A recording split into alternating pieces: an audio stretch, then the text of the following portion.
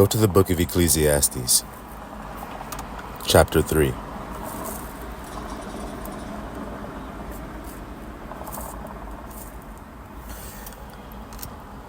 This is something that people have heard, are probably somewhat familiar with. Even people that didn't grow up in church or didn't have any religious background in their life have more than likely still heard these words.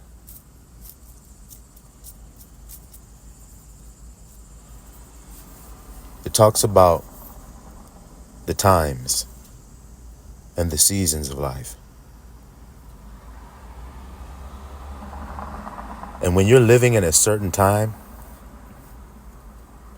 you need to know how you must exist.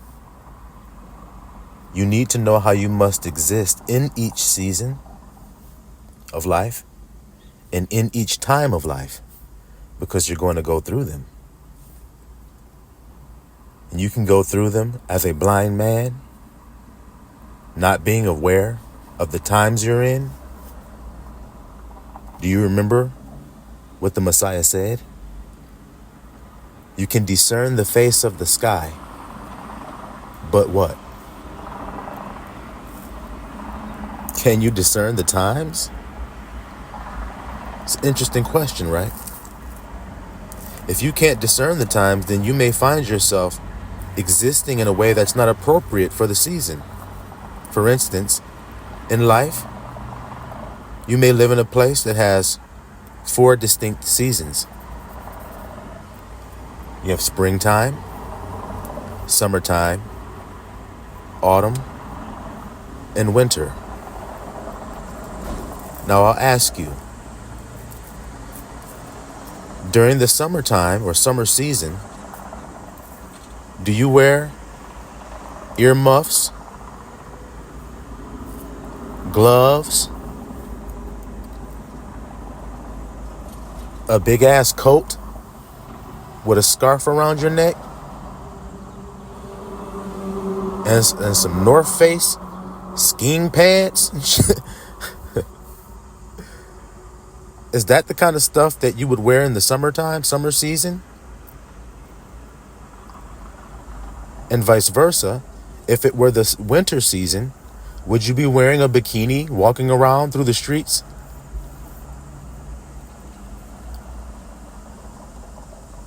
Would you be wearing a linen button-up shirt and some linen shorts, some flip-flops, as you're walking through a blizzard?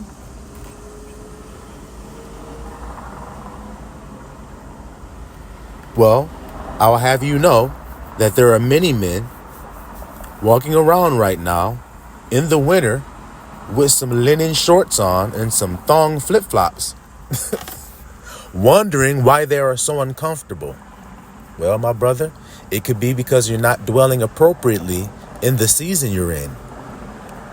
And this is what the Messiah was telling us all about. Men don't understand. So as we read through this today, I'm going to enlighten you as to the season and the time you're in and how you're to be during this season and this time. Now, if you were to be living and you and your people were at war with another people, and let's say the war came to a culmination point, the intensity of the war grew and grew and grew and grew and grew, and now we're at a point where this battle is going to determine who wins the war.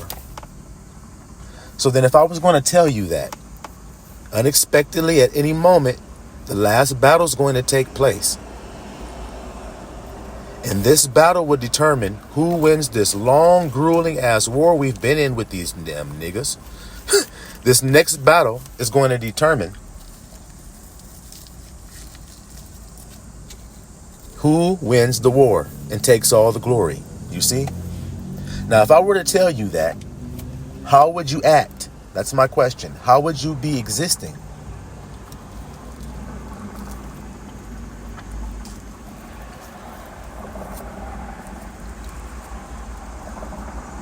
Would you go to sleep? would you be able to sleep?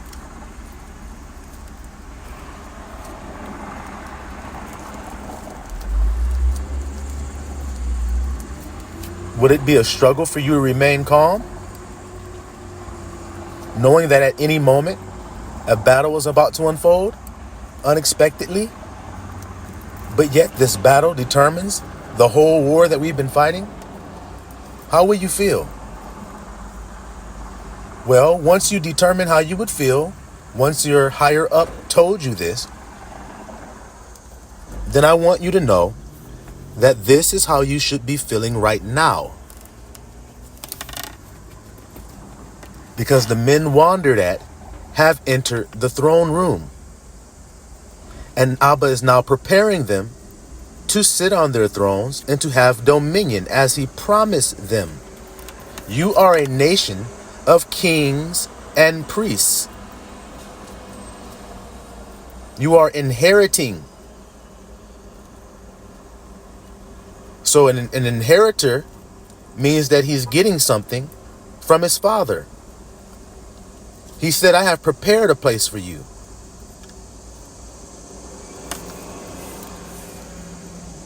And if he have prepared a place, then he will bring you to it. That's what he told you. So the place he has prepared for you is a place of rulership. It's a throne. What else did you think it was?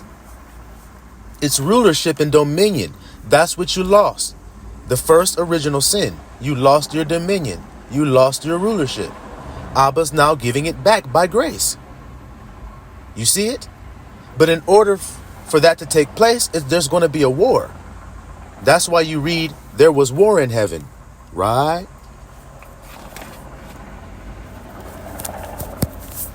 And some messengers were fighting. One group of messengers was fighting another group of messengers. Whereas the scripture says, the angels fought. The devil and his angels fought. Michael and his angels fought. You see it? Big fight that took place. So now, that means war, correct? I mean, that's what I would say. That has to be war. Well, war in heaven. But Satan was no longer, his place was no longer found. So my question is, what was his place? That's no longer found. And he was cast out of heaven. So then where do you think his place was that he can't find anymore? That's my question. So the results of the war is that Satan is taken out of his place and he's cast down to where? To the earth. So he was once in the head of the body where the flock has now come. Do y'all hear what I'm saying to y'all? And if you're doubting that that's where we'll come, that's where we've come, just listen to the messages that I've been giving. In order for a man to sit on his throne, he must be a man wandered at, which means he must exist in a set apart way. He has to live his life in a consecrated way. That's exactly what we've been talking about. Abba has been telling us what has caused men to lose their thrones, what has caused men to lose their crowns. Why is he telling us this? Because he's given it back to us, and he's giving us the warning as to how to keep it. Let no man take it means you're going to have to stand when some temptation tries to come take your crown from you. But he has prepared you for standing. You see it? How? Through his son, who left a great example for you as to how to deal with the time of temptation, the hour of temptation in your life. The hour of temptation is the last battle that decides the war. See what I'm trying to tell you, little flock?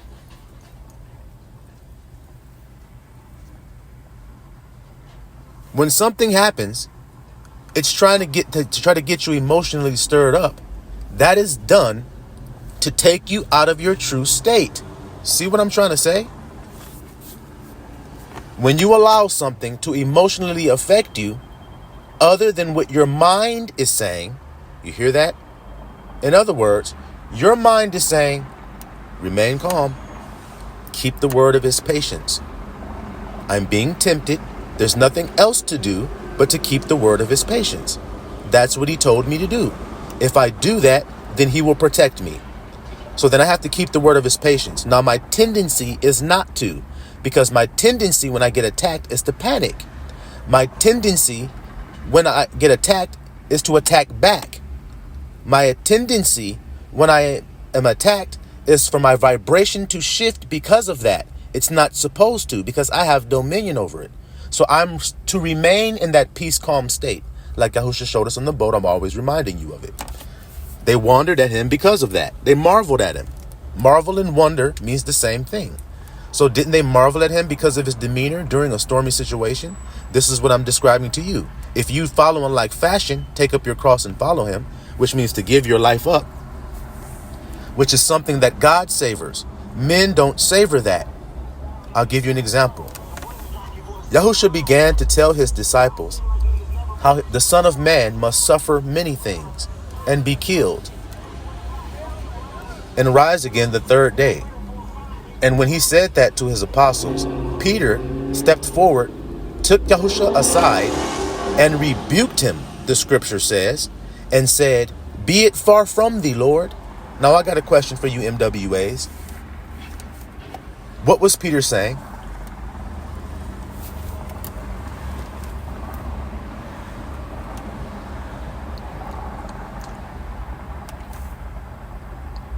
Christ said, the Son of Man will suffer many things of the chief priests, the scribes. He will be put to death, he will be killed, and he will rise again the third day. And when he said that, Peter said, "Be it far from thee." So what does it mean, be it far from thee? Obviously that means that ain't going to happen to you. Shit, that ain't going to happen to you. He rebuked him, he corrected him. You ain't going to suffer many things and be put to death and all that. That ain't going to happen to you. And what did Yahusha say? My question. Get thee behind me, Satan. Look at that there. Get thee behind me, Satan. Why did he say that? Because in the garden, Eve says, if we eat of it, we shall surely die. And Satan says, you shall not surely die. So then you see the connection, the Lego I just clicked? The Son of Man is going to be killed. No, you won't. Be it far from thee. Satan, get your ass behind me. And then look what he says next. For you savor not the things that be of God, but the things that be of men. So what are the things that be of men that he's referring to here? You're seeking to save your life. You live in a way, you live a lifestyle in which you are seeking to save and preserve your life. That's what men savor. God doesn't. God says, give your life up, and then you will find your true life if you do that.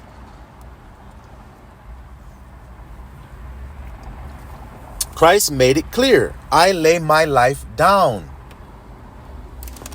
and I take it up again. No man taketh it from me. I'm laying it down, Peter. Did you hear that? It's not like I'm going to be attacked, get overwhelmed, taken against my own will, and they're going to take something from me. No, I'm laying it down. I'm offering myself. That's what pleases the Father. That's a good sacrifice. Not what men thought, taking the blood of goats and bulls and thinking that you're cleansing some sin by doing this. But Christ offered up one sacrifice, himself. And he told you to follow him with your cross. What did he sacrifice himself upon? So why are you carrying one? Because aren't you going to do the same thing and lay your life down? Aren't you going to offer your life on the altar of truth and say, have me. I give my life to you, truth. I'm no longer willing to live a lie. I'm no longer living to be fake. I'm no longer willing to act or to perform. Truth, live in me. That way I can actually be whole. I can actually respect myself now. I can actually honor myself. Because as long as I'm living in a lie, I'm not respecting myself, nor am I honoring myself.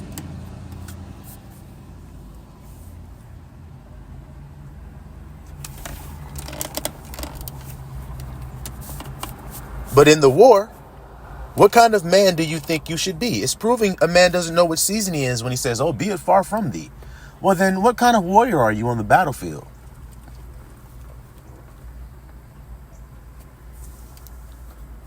One who's on the battlefield, all he seeks to do is to preserve his life? That may look right. The scripture says that. They indeed appear outwardly righteous unto men.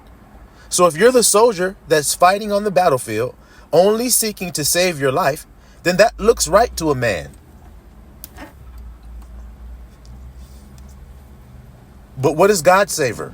A sacrifice, an offering, which is, there is no greater love than this, that a man lay down his life for his friends. So the soldier on the battlefield that looks at his comrades in arms and cares for their life and seeks to save their life while giving his life up, that is what God finds savory. So then you have a choice then, MWA, to either please men or to please God. Now, which one looks to be the more scarier thing to do? To be the man giving your life up on the battlefield or the one saving your life? You know which one looks scarier. But I've been telling you guys over and over and over that things aren't always what they seem. Things aren't always what they look like. But it's men that insist on judging outward appearance, not God. God ain't concerned with what it looked like or what it seems like. The moment you do, you're not powerful and you're not connected to God. It's just that simple. You're not one with him because he doesn't do that. God doesn't consider any other power outside of I am. There isn't one, so he doesn't consider it. Why do you?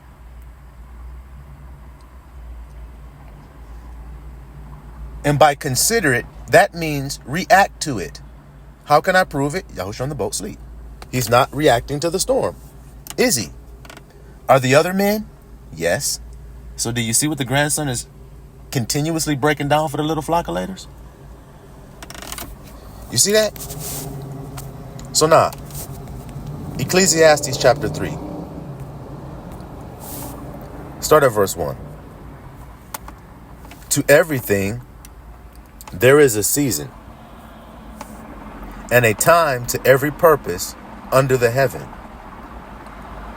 You hear that? To everything there is a season and a time to every purpose. Purpose means the reason for which a thing was created. So every time or season in your life, there's a purpose for it.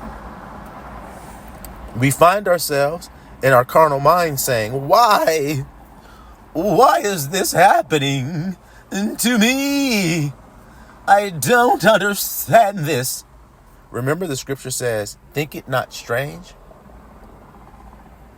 concerning the fiery trial. Fiery. In other words, that can be translated uncomfortable circumstance. Think it not strange when you enter into an uncomfortable circumstance in life. There's a purpose for it. Now, my question to you is, what do you think the purpose for it is? To make you into a worse person or to make you into a better person? To make you more into who you are or to make you less than who you are? You know what Abba's purpose is. To bring you to your completion.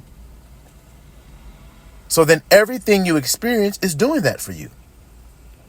Whether it seems good, see the word seem, or whether it seems to be evil. What did Job say? Shall we receive good from I am and not receive evil? Look at that statement. And then it goes on to say he did not sin with his mouth. So that means that his statement was true. We're going to receive good from God and we're also going to receive evil from God.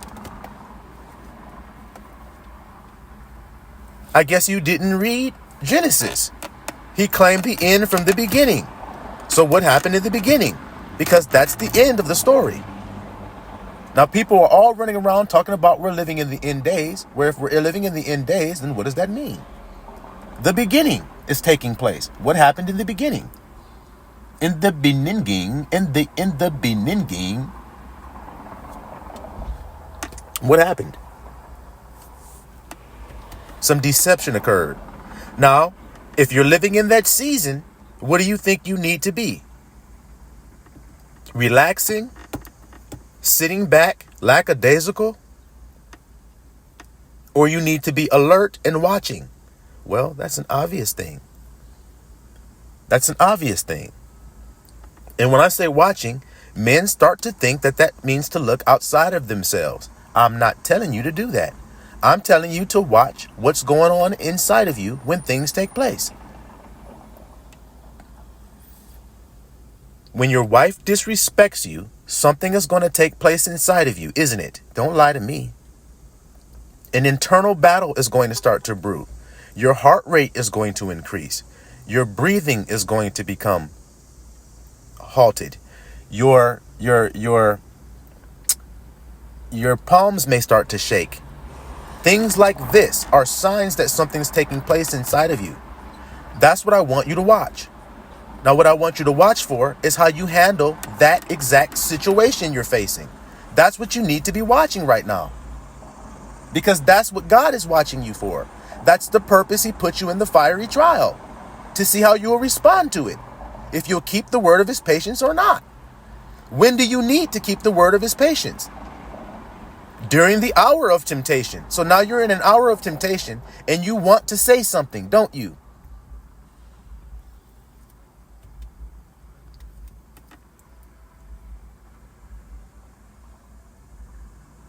There were two men. They were camping in the forest of Alaska. One of the men, as he slept, a bear came down from out the forest, came down toward his tent where he was asleep. He thought he heard some sticks and everything rustling in the distance, so he woke up and opened his tent. When he opened his tent, he saw a big-ass bear standing there. And when he saw the bear, he screamed out. He started to yell and scream and flail about. Now the other man, he was asleep. The bear came down on him. He didn't even change the state of being he was in. He remained in that state of being as though he were asleep. Which one do you think is at greater risk of being chomped on? I'll ask you guys.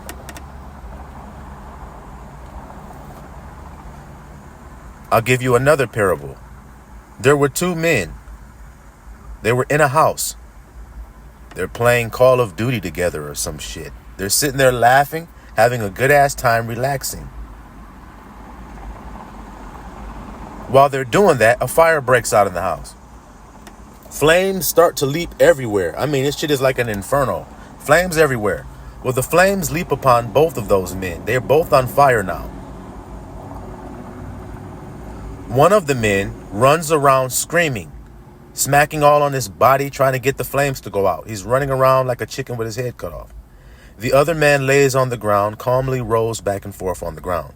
Which one will remain aflame and which one will douse the flames and be free from the agony? Which one?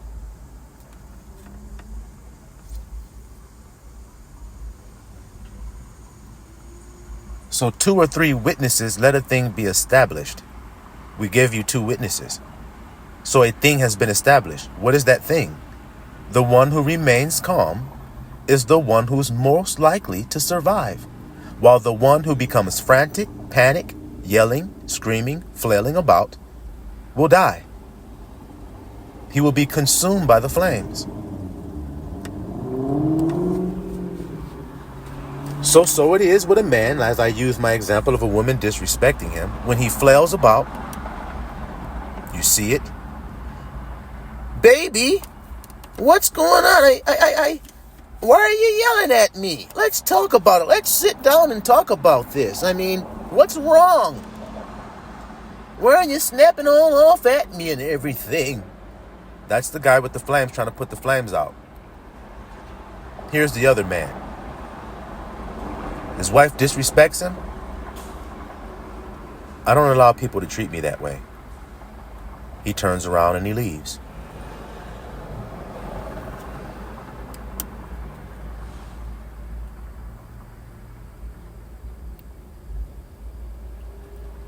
Look at the difference I just described to you. One of them is powerful, one of them is weak. Now I'll ask you, brother, have you ever flailed about because of some outward circumstance that took place in your life? Could have been anything. I'm not just saying it's a woman disrespecting you. I'm using that because that's easy for all men to understand how it makes them feel. Women have a knack for being able to act in a way that makes a man become infuriated. She knows how to look. She knows how to say the words. She knows how to dig the knife in. She knows how to pull the strings to get you to act like Pinocchio. But when you're a real boy, she can pull all the strings she wants. You're not going to dance, nor is your nose going to grow a centimeter. You're going to simply set a wall there. I don't allow people to talk to me that way. And then turn around and walk away. Without changing your state. That woman wants to feel all nuts, chaotic and nuts and crazy, then I'm going to feel all calm and relaxed and contained and powerful.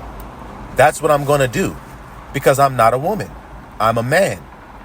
So I'm going to do what men are called to do. It's a high calling indeed, which means it's not natural to you to do that.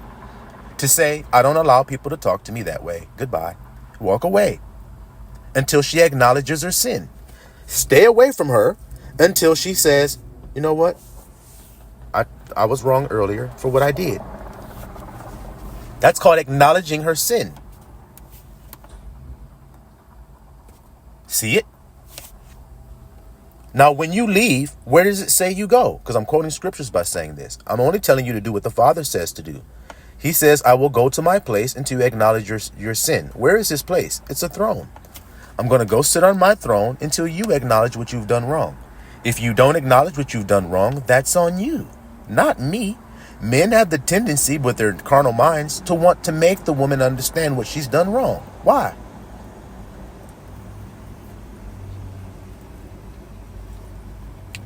Why? What good that's going to do for you to try to force it? You don't want a woman who can acknowledge her own wrongdoing on her own? You should. Well, in order for you to have a woman like that, you must show her that that's the woman that you will have. That's the only woman you'll be with, is a woman who can acknowledge when she's wrong. If she can't do that, then sayonara. That's the way that goes, because my loving is good. You're going to risk losing my loving over an attitude? So be it. She gonna be like, hell no, daddy, I ain't about to lose that good loving over no damn attitude. I was wrong. The only way she'll do that is if you go to your place, which is your throne. You come off your throne chasing her, she's not ever going to acknowledge her sin because you've sinned. So she ain't got to acknowledge her sin no more. And she knows that. That's the safest place for her to be. According to her carnal mind, where is that? When you're in sin? Because that takes all the accountability off of her to change. She doesn't have to change as long as you're in sin. So what am I telling you, men? To enter not into that temptation. The way you do that is by keeping the word of his patience. What did Yahushua do when they attacked him? Give a damn what a nigga say. I'm curious as to, do you know what Yahushua did when they attacked him during his hour? He said, this is now their hour. What did they do to him when he said that? They beat him up. Let's start there. They smacked him in his face. Now, if your wife smacked you, what would you do?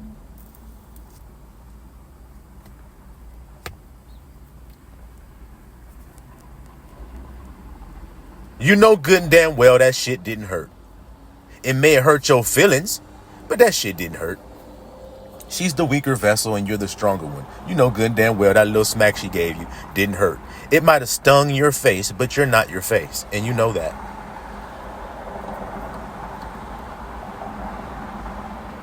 So you go ahead and turn your other cheek to her. Go on and get it on out. This what you want to be? This the kind of woman you are? Because that's what you're showing her. This is the kind of woman you are?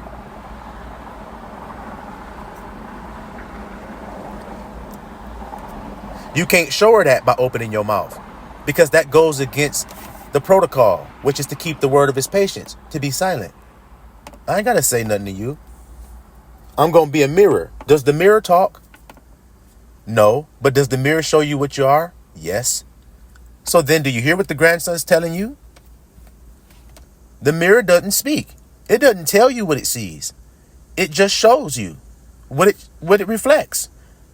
That's going to allow them to see themselves. That's what you got to do. You can only do that if you're silent. You can't do it if you're talking. I asked you guys who was more likely to get ate up, the one who talks or the one who remains silent. You guys told me. You can go to any damn, what they call that shit? Those national parks, like state parks and shit. They have like troopers that like patrol the state parks and shit. They have to be trained as to what to do when a bear comes. And what are they told?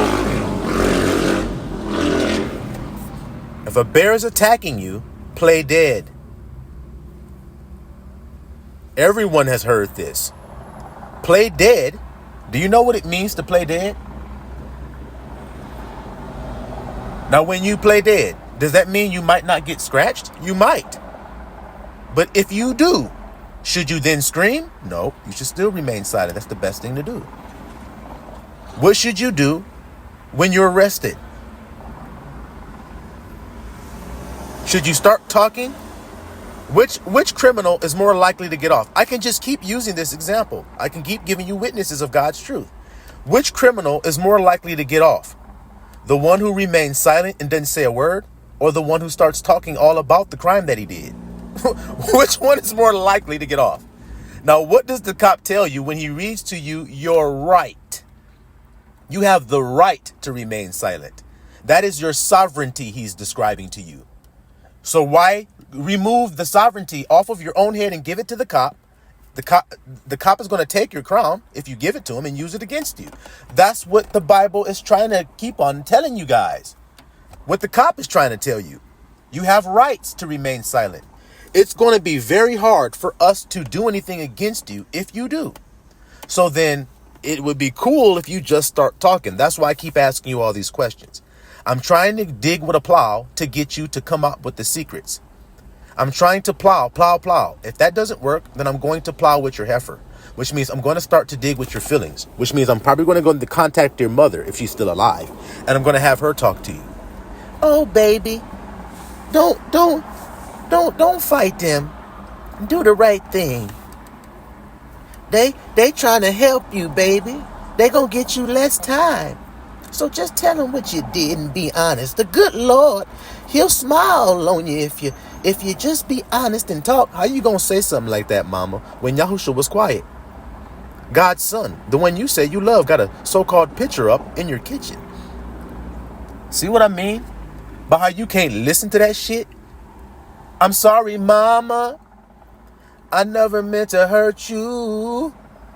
I never meant to make you cry, but tonight I'm keeping my skeletons in my closet.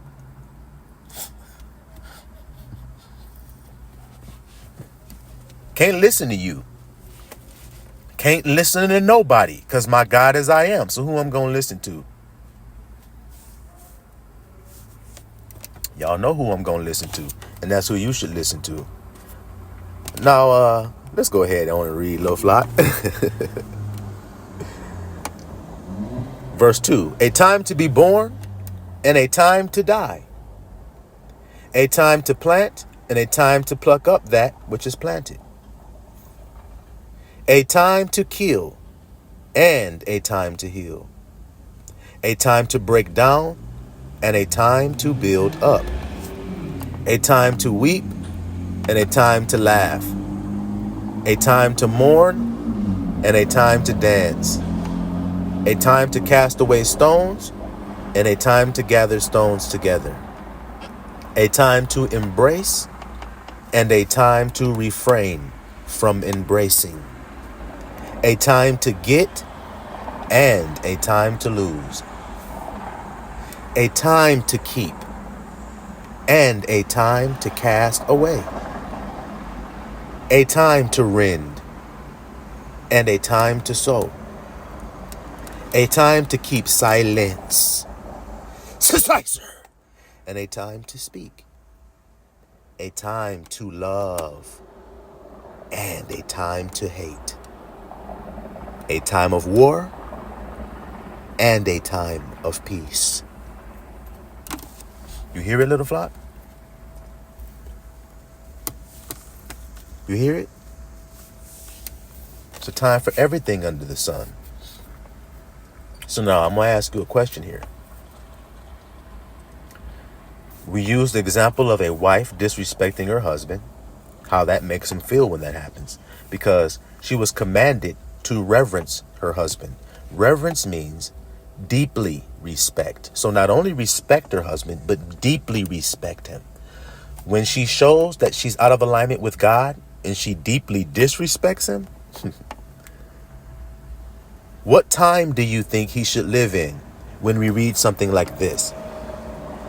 There's a time to embrace and a time to refrain from embracing. What time is that for that man? If you've heard what I've said, then you know it's the time for him to refrain from embracing his wife. That's the season, winter time, in your relationship for a moment. And it's just a little time in a season. It's going to pass, just like the seasons do. But right now it's a little frosty around there. So it's time for you to embrace the cold. Get your pens, write it on your heart. It's time for you to embrace the cold instead of seek the warmth. I'll say that again. It is now time for you to embrace the cold instead of seeking the warmth. Now, if you heard what I just said and correlated to what the scripture I just said, what time it is, embracing, would that be warmth? Well, in this same book, it says it's blessed when there are two of you because you can embrace and keep each other warm. But if you refrain from embracing and you were to sleep separate from each other during winter in a tent, how would it feel? It would feel very cold. Embrace that. Instead of seeking the warmth, turning over and looking at your woman, longing for her to come over there to you so that you can feel warm and cozy again. That's not the time for that. If you do that, you'll lose her. She will be more repulsed by you. She knows what she's doing. She knows she's tempting you.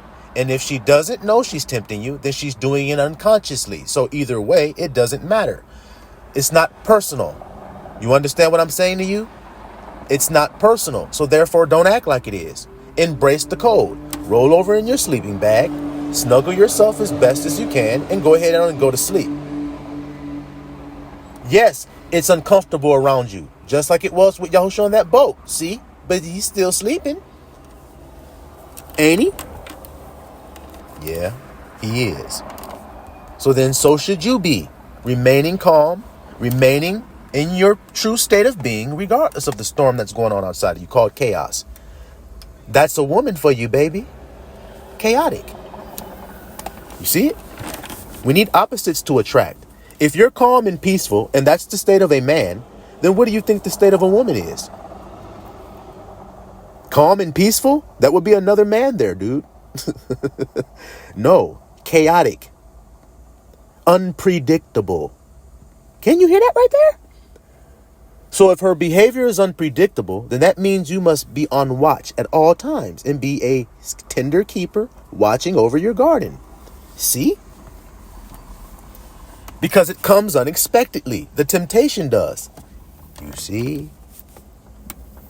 So a time to get and a time to lose. Which one do you think that is, given the situation, the scenario I've given you guys? Is it a time for him to get or is it a time for him to lose? It is a time for him to lose. So he embraces that. Nope, this is the time to lose. So I don't need to be seeking to get anything from her. So then, because if I do, then I will lose something. This is the time of losing. I can't lose anything if I don't give anything up. So then I won't give anything up. I will remain silent because that's my right to do so. It's my sovereign right. Sovereignty is what makes you a king.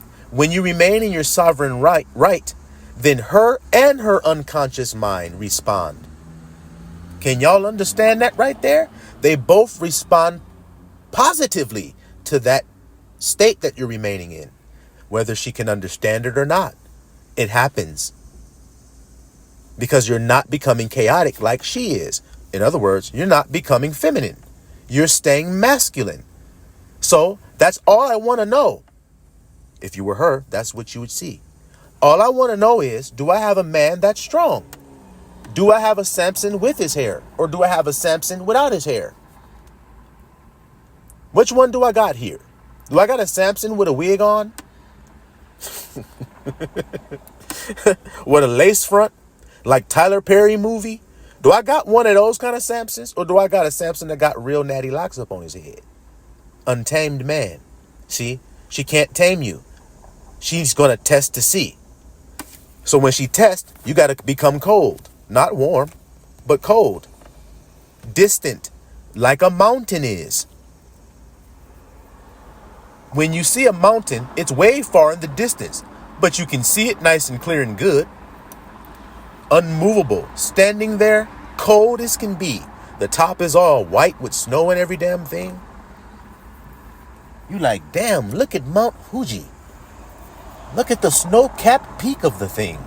Snow-capped mean it's cold up there. Yeah, y'all hear what I'm trying to say to you? Y'all hear what I'm trying to say? Because I'm going to do a whole message on this, if Abba willing. It's his decision of whether I say it to you all or not. About this state of being. What it is in its completion. It's up to him to decide. But to be that mountain means to be in the distance.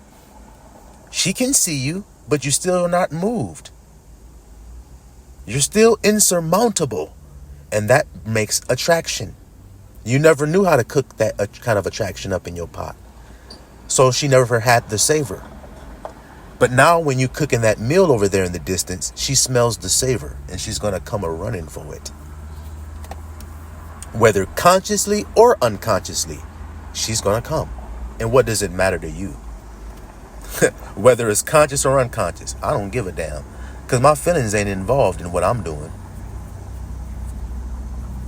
I don't let her know what I'm doing. I just do. And the fact that she doesn't know what I'm doing drives her wild and makes her addicted to me. See? Men wondered at, you were never taught this. You were never taught this. But now you are. This is power, what I'm describing to you. This is sovereignty. Look at what I just described to you about the police officers. Look at what I just described to you about when you're caught doing anything. When they accuse you of doing something that you weren't even caught doing. They just accuse you. Hey, you fit the description. They start pulling up on a nigga. He take off running. What are they going to think if you run? Now, running or standing still, what do you think God would tell you to do? Look how the grandson keeps whack-a-moling everybody who's trying to tell you to run in life. In other words, to tell you to react. Look how I'm whack-a-moling all them niggas. You're not supposed to react, are you? So when they pull all up on you with the lights flashing and you know you're innocent, then why do you need to act like you're guilty if you're innocent? What would an innocent man do? He would remain silent and he'd just stand there. And then what you'll find is they're going to try to get you to talk so that you can help them with their investigation. And they'll even tell you that. Now look here. You got to be completely not in yourself. In other words, you have to be not present in order to help the police officer investigate you so that he can charge you, so that you can go to jail. You have to be not present. If you are present, then you would have heard what he said. See, you would have heard him when he said, why don't you just help us with our investigation here and tell us what happened? You would be doing us a great service, man. It would look good on you in court if you told us, if you just confessed.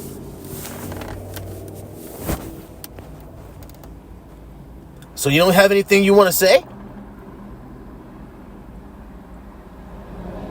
Well, then we're just going to have to arrest you and take you down to the county then.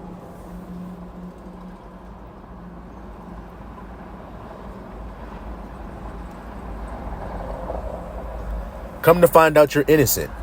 Uh-oh, lawsuit time. Yeah, Now I'm talking to your ass. You like the way I talk? Lawsuit. Dude, you were supposed to get scared when I drove all up on you fast, jumping out the car with all this equipment around my waist, with this scowl on my face and my sunglasses. I thought you were going to get scared.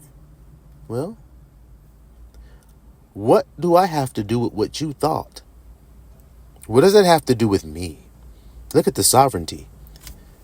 Well, I want it. I want you to care. So I should, because I don't, and I won't. My woman belongs to me. Why are you fucking with her? Huh? I don't understand what you mean by that. It explains why you're doing what you're doing. You know not what you do. You're committing adultery with another man's wife. So why don't you leave me alone? Why don't you leave her alone? This dude here, he's strange. I'm free. I'm a wild Mustang that you're trying to put a damn leash around his neck? The fuck you think you gonna do with that shit? That little rope you tried to throw around my neck? I'm going to use that rope to throw your ass way over yonder. Hang on if you can, because I'm strong, according to the Creator. Let me show you how strong I am.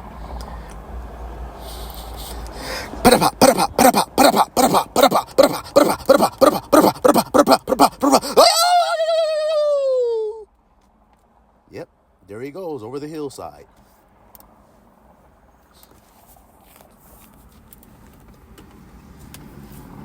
Do y'all understand what I'm saying to you? Canaanite custom, I told you guys in my video, is for a woman who's going to be married to sit in the city's gate and let all the men that pass by sleep with her for 7 days. All they want to. And after that 7 days, she then goes and marries her husband. So this is just their nature, to be with other men's wives.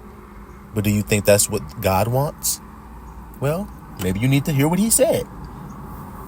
I mean, his voice thundered from the mountain top. So I guess it would be hard not to have heard him.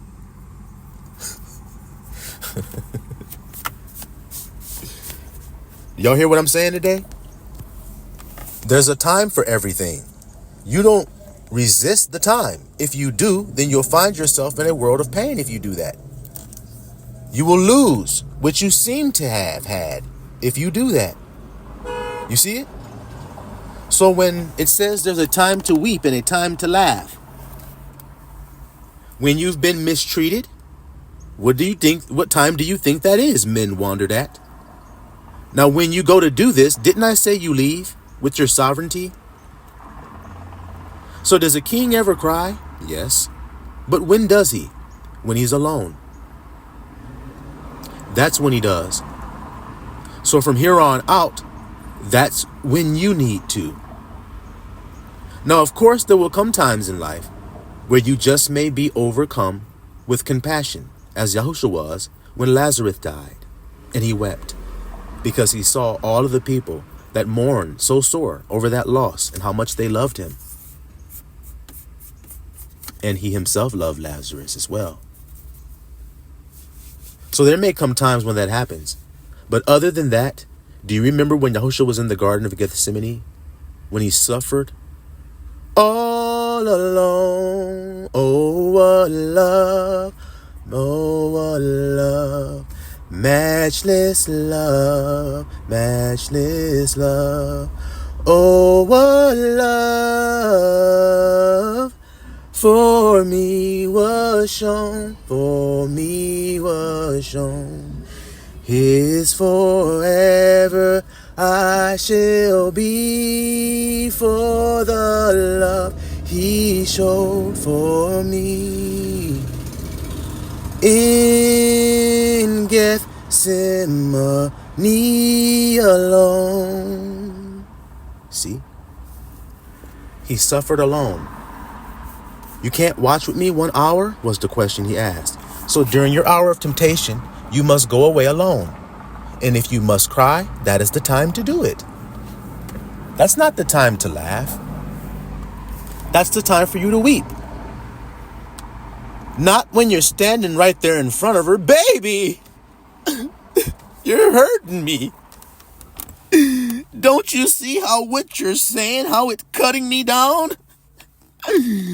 Oh, you're so cruel to me. Don't leave me, girl. Please stay with me tonight. No, nigga. No.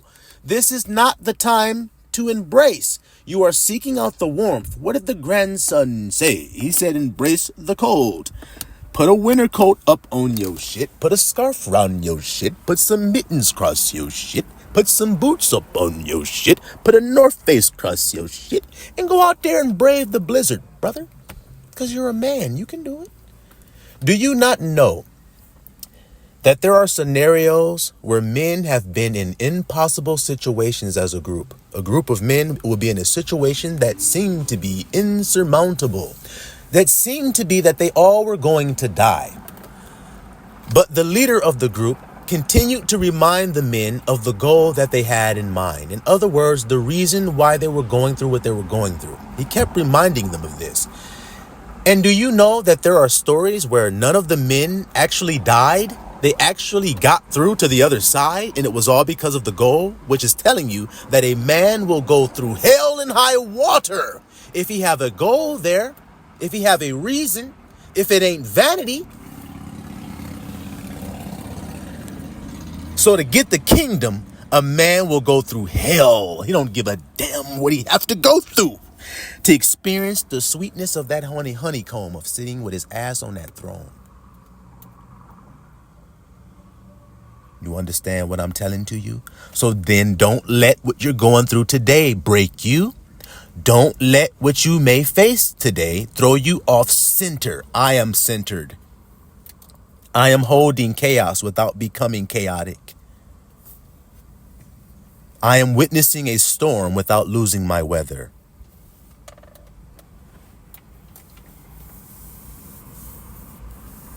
I am unmoved by outward circumstances.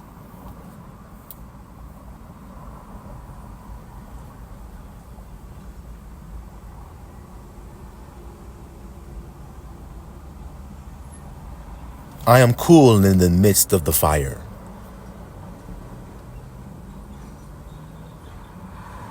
I am fire in the midst of the cold. Because I am that I am. Now see if you can stop me, baby. See if you can stop me. You've told me what your power is. Your power is when I start talking. I'm talking, but you can't hear me. Because when I talk, I'm obedient. I go into the secret place and talk, where he who sees in secret is now about to reward me openly. Watch. Didn't I tell you niggas I was free? So then ain't I? They like, damn, grandson, you were sitting there, right there in the pod with all the other criminals. You were sitting right there wearing the jumpsuit and everything, and you were telling us that you were free. Now I'm watching you walk out. You didn't even make one phone call while you were in there. You didn't even have any so-called legal representation while you were in there. You didn't even get an out date. You didn't go to trial. They simply called you unexpectedly, matter of fact, little flock, and told me you're free to go. You're just confirming what I told you to confirm to me, bitch. That's actually what you've done. I knew this when you brought me here, that you would have to do exactly what you're doing right now. I already knew that. You didn't, because you're not powerful, obviously, with all of your badges, with all of your belts, with all of your tasers, with all of your guns, with all of your boots, with all of your uniforms, with all of your flags, with all of your phones, with all of your tables and computers, with all of your fingerprint machines, and all of your x-ray machines. I am free, I am free, I am free. You can't stop me, can't stop me, can't stop me. I am free, I am free, I am free. All you can do is watch me and watch me walk out of here. And you have fear because you know that I'm the one that you can't stop. You hoe-ass cop. Snap, crackle, and pop.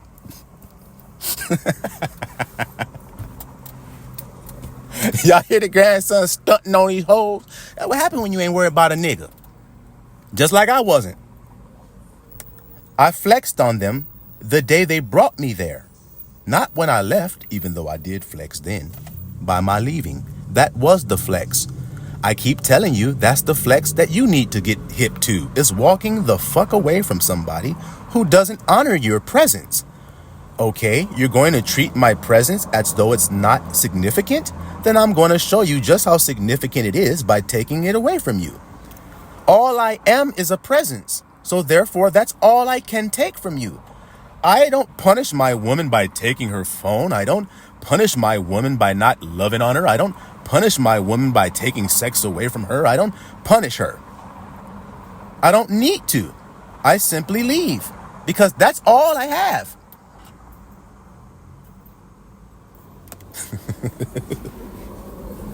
That other stuff don't belong to me, so I ain't got no right to be taking it from her. But what does belong to me is what I'm going to take.